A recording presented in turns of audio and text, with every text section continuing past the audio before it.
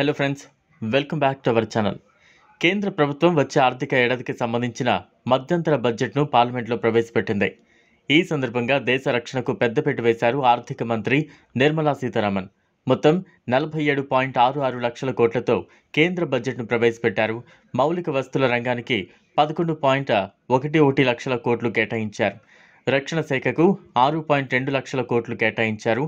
ఆ తర్వాత ఉపరితల రవాణా, జాతీయ రహదారులకు 2.78 లక్షల కోట్లు కేటాయించారు. సుమారు 57 నిమిషాల పాటు బడ్జెట్ ప్రసంగం చేశారు ఆర్థిక మంత్రి. గత 10 ఏళ్ల ఎన్డీఏ సర్కారులో చేపట్టిన సంస్కరణలు, తీసుకొచ్చిన పథకాలు, వాటి పనితీరుపై మాట్లాడారు. అనంతరం 2024-25 ఏడాదికి సంబంధించిన బడ్జెట్ లెక్కలు వెల్లడించారు. వివిధ శాఖలు, పథకాలకు ఎంతెంత కేటాయించామనేది వెల్లడించారు. ఆ వివరాలు ఇప్పుడు చూద్దాం. మధ్యంతర బడ్జెట్లో వివిధ శాఖలకు కేటాయింపులు ఇలా ఉన్నాయి.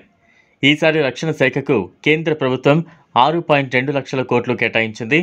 ఆ తర్వాత రోడ్డు రవాణా, నేషనల్ హైవేస్కు 2.78 లక్షల కోట్లు కేటాయింపులు చేశారు. ఈసారి రైల్వేలకు 2.55 లక్షల కోట్ల బడ్జెట్ కేటాయించారు.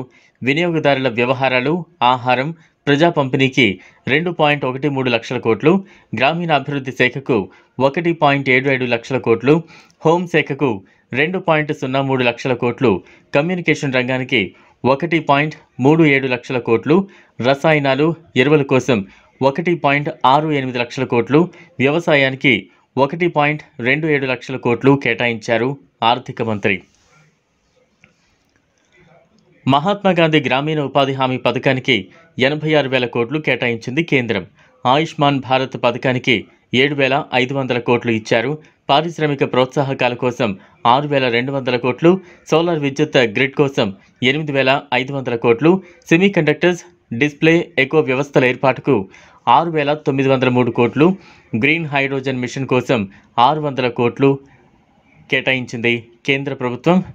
దీనిపై మీ స్పందన ఏంటో కామెంట్ రూపంలో తెలియజేయండి. చూసారు కదా ఫ్రెండ్స్, ఇది వాళ్ళ వీడియో. ఈ వీడియో కనుక మీకు నచ్చినట్లయితే లైక్ చేయండి, షేర్ చేయండి, ఛానల్ను సబ్స్క్రైబ్ చేసుకోండి. Thanks for watching.